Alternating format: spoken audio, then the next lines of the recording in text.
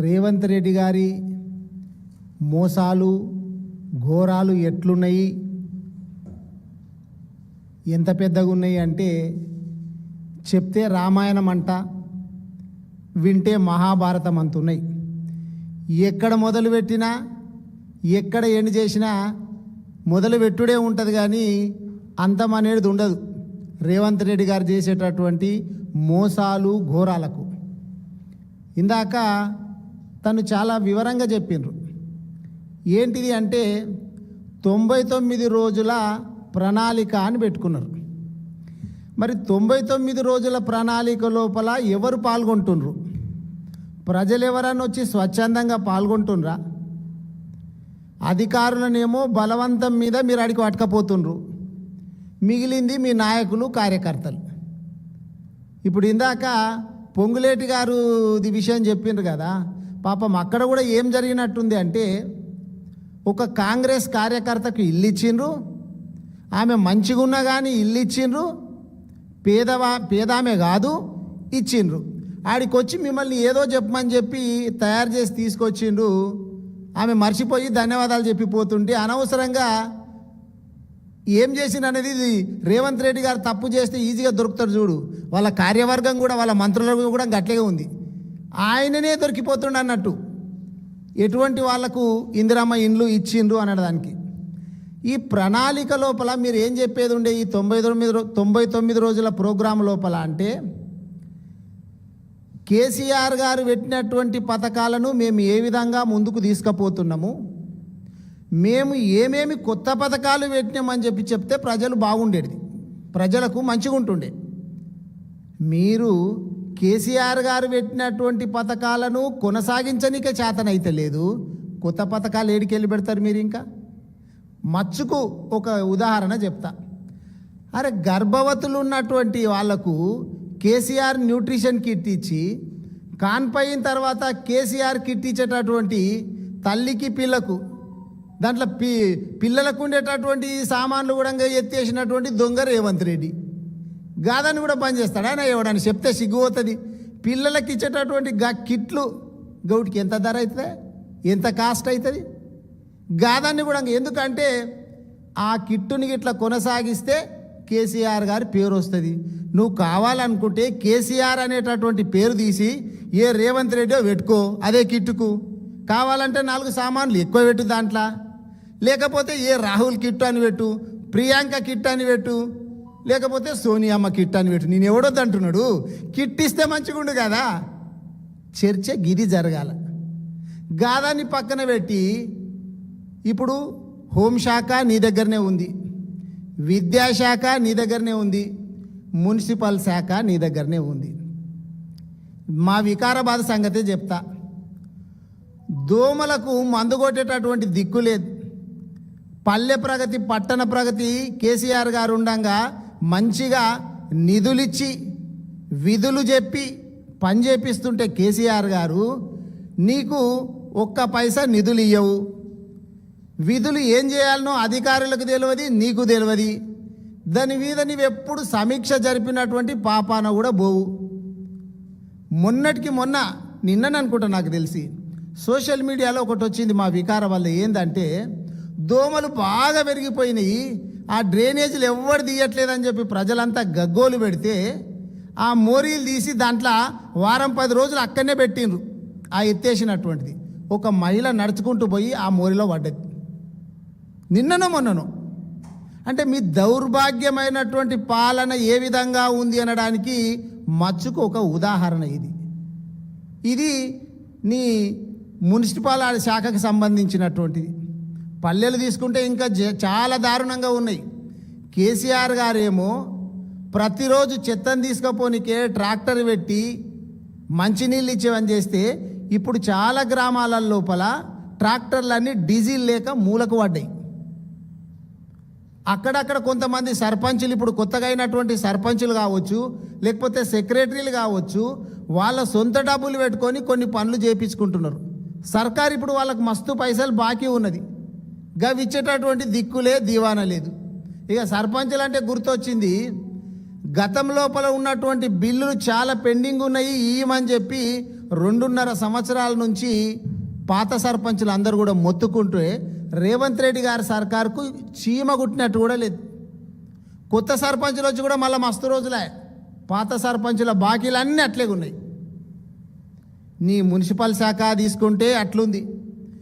ఇక పోలీస్ శాఖ ఎంత వందనంగా ఉంది అంటే, ఎంత వందనంగా ఉంది అంటే, మా వికారాబాద్లో పట్టపగలు దొంగలు పడుతున్నారు ఇళ్ళ. పట్టపగలు మీకు క్రైమ్ రేట్ రిపోర్ట్ తెప్పించుకొని చూడండి ముఖ్యమంత్రి గారు.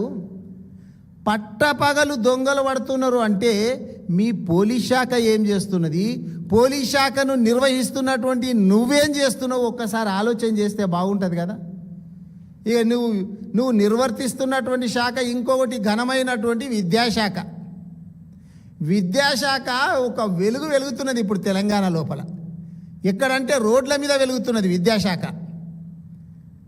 రెసిడెన్షియల్ ఉన్నటువంటి పిల్లలందరూ కూడా పాఠశాలలో చదువుకుంటలేరు, పలకలు పట్టి చదువుకుంటలేరు, ప్లేట్లు పట్టుకొని రోడ్ల మీద చదువుకుంటున్నారు. అది నువ్వు చేసుకొచ్చినటువంటి ఘనకార్యం. రేవంత్ రెడ్డి గారు గిది చర్చ పెట్టాల. 99 రోజుల ప్రోగ్రాం లోపల ఇప్పుడు ఏదన్నా అన్నం ఉడికిందా చూడాలంటే మొత్తం గెలికి చూడాల్సిన అవసరం లేదు, ఒక్క మెతుకు పెట్టుకుంటే సరిపోతుంది. నీ శాఖను ఒక్కదాన్ని చూస్తే సరిపోతుంది కదా. 3 శాఖలు నిర్వహిస్తున్నావు కదా, 3ట్ల ఏదన్నా ఒక్క శాఖను బట్టి ఏ విధంగా ఉంది, గతం లోపల ఏ విధంగా ఉండే, పల్లెలు కావచ్చు, పట్టణాలు కావచ్చు, భద్రత కావచ్చు, విద్యా ప్రమాణాలు కావచ్చు, ఏ విధంగా ఉంది అని చెప్పి ఆ చర్చ పెడితే బాగుంటుంది కదా. 99 రోజుల లోపల చర్చ పెట్టాల. మీ పోలీస్ శాఖనే కదా. ఇప్పుడు మొన్నటికి మొన్న మా వికారాబాద్ లోపల పరికి సంబంధించినటువంటి రాపోలు కాలాపూర్ అనే గ్రామం లోపల రైతుల భూములు గుంజుకుంటున్నారంటే, మా హరీష్ అన్న వస్తున్నాడంటే మేమందరం పోదామంటే ఎక్కడోళ్ళని అక్కడ హౌస్ అరెస్ట్ చేస్తారు, పోనీయకపోతురి. మొన్నటికి మొన్న ఆర్టీసీ వాళ్ళు ధర్నా చేస్తుంటే వాళ్లకు సంఘీభావం తెలపడానికి పోయినాం మేము. నన్ను తీసుకుపోయి అరెస్ట్ చేసి దారూరు పోలీస్ స్టేషన్ లోపల సాయంత్రం వరకు వెళ్తుంది. మరి అదే కవితమ్మ వచ్చి మా వికారాబాద్ లోపలనే 3 గంటలు 4 గంటలు ధర్నా చేస్తుంటే 30, 40, 50 మంది పోలీసులను పెట్టి భద్రత కల్పిస్తుంది. ఇది నీ పోలీస్ శాఖ తీరు. ఎవరికి తెలియదు రేవంత్ రెడ్డి గారు? 100% నువ్వే చేపిస్తున్నావు కవితమ్మతోటి అని అందరికీ తెలుసు. నీ పోలీస్ శాఖ ఏం పని చేస్తున్నదంటే ప్రతిపక్షాల గొంతు నొక్కనికే ఉంది, నీకు కావలసిన వాళ్ళను కూర్చునబెట్టుకొని మంచిగా ధర్నాలు చేపేయనికే సహాయపడడానికి ఉన్నది. ఇవన్నీ కూడా 99 రోజుల లోపల ప్రోగ్రాం లోపల చర్చకు తీసుకొస్తే బాగుంటుంది. రోడ్ల పరిస్థితి చూడు ఏ విధంగా ఉన్నాయో. మా వికారాబాద్లోనే చూడు, కోట్పల్లి కోయేటటువంటి రోడ్లు కానీ, బంటారం కోయేటటువంటి రోడ్లు కానీ ఒకసారి నువ్వు వచ్చి చూడు. స్పీకర్ ఉన్నాడు మళ్ళీ అక్కడ. గౌరవ స్పీకర్ గారు ఏం చెప్పింది గతంలో అంటే, నేను ఇంతకుముందు కూడా చెప్పినా, బీఆర్ఎస్ ప్రభుత్వం ఉన్నప్పుడు రోడ్లు బాగలేకుండే, పిల్లనియనీకే వెనక ముందు అవుతున్న వికారాబాద్కు అనిండే. 2.5 ఏళ్ళు అయింది. మరి రోడ్లను బాగు చేయించాలి కదా. గౌరవ స్పీకర్ గారు కావచ్చు, గౌరవ ముఖ్యమంత్రి కావచ్చు, గది కూడా ఏ నియోజకవర్గంది ఆ నియోజకవర్గము 99 రోజుల ప్రోగ్రాం లోపల వికారాబాద్లో చర్చ పెడుతున్నాము, కోట్పల్లిలో చర్చ పెడుతున్నామంటే మీ రోడ్ల పరిస్థితి ఏంది, మీ మంచినీళ్ళ పరిస్థితి ఏంది, మీ కరెంటు పరిస్థితి ఏంది, గివి కదా చర్చ పెట్టాల్సింది. ఉన్న భూమి మీద నువ్వు ఇండ్లు కట్టవా అంటే నేను గాలిలో కడతా మేడలు అనబడుతుంది. ఉన్న సిటీని డెవలప్ చేయాలంటే ఫ్యూచర్ సిటీని చేస్తా అనబడుతుంది. నీకు ఎవరన్నా నమ్ముతున్నారా? పాపం రేవంత్ రెడ్డి గారికి తెలియదు. మా కేటీఆర్ అన్న చెప్తుంటాడు, అయితే చాలా మందికి వాళ్ళకి తెలియదనే సంగతి అన్న తెలుస్తుంది. రేవంత్ రెడ్డి గారికి పట్టిన దరిద్రం ఏంటంటే ఆయనకు తెలియదన్న సంగతి కూడా తెలియదు అంటుంటాడు. చెప్తేనా నేనాలా? అయితే ఈయనకు సలహాలు ఇచ్చేటోళ్ళు కూడా మరి ఎట్లున్నారో తెలియదు. లేకపోతే ఈయనను కావలసుకొని గంగలో ముంచాలని చెప్పి చూస్తున్నారేమో. ఆయన ఉన్నటువంటి ముఖ్యమంత్రి చుట్టూ ఉన్నటువంటి మంత్రులు కావచ్చు, లేకపోతే కాంగ్రెస్ వాళ్ళంతా మునగాల రేవంత్ రెడ్డి నిండా మునగాల అంటున్నాడు. కానీ రేవంత్ రెడ్డి గారు ఒక్కడే మునుగుతలేదు. మీరు కూడా ఆలోచన చేయండి. కాంగ్రెస్ పార్టీ ఇంకొక 15 ఏళ్ళు కనబడడు కూడా కనబడడు. కాంగ్రెస్ పార్టీ ఇంకొక 15 ఏళ్ళు మళ్ళీ తెలంగాణ రాష్ట్రం లోపల కనబడు కూడా కనబడదు. మీరు ఏం చర్చ పెట్టాలనో పక్కకి పెట్టి, మా వికారాబాద్లో మొన్నటికి మొన్న సబితా ఇంద్రారెడ్డి గారు నేను కలిసి మక్కలు కొంటలేరు అని చెప్పి ఒక గ్రామానికి పోయినాం. దారూర్ మండలం నాసన్పల్లి తరిగోపుల గ్రామాలకు పోతుంటే ఊరు మొత్తం ఒక్క రోడ్డు కూడా ఖాళీ లేదు తెలుసా. ఒక్క రోడ్డు కూడా, మొత్తం మక్కలు పోసిండ్రు. రోడ్ల మీద మొత్తం మక్కలు పోసిండ్రు. 2 వీలర్స్ పోనీకి వస్తలేదు, కార్లు పోనీకి వస్తలేదు, పిల్లలు ఆడుకునికి వస్తలేదు. గవిటిని చక్కగా తీసి కొనేటటువంటి దిక్కు లేదు. గిది కదా నువ్వు చర్చ పెట్టాల్సింది. మక్కలు ఎన్ని కొంటున్నాము, జొన్నలు ఎన్ని కొంటున్నాము, మనం గన్ని సంచులు ఇస్తున్నామా లేదా, ఇవన్నీ చర్చ పెట్టకుండా ఫ్యూచర్ సిటీ అనో ఆ సిటీ అనో ఢిల్లీకి పోయి ఈయనంట కేరళ పోయి కాంగ్రెస్ను గెలిపిస్తున్నాడంట.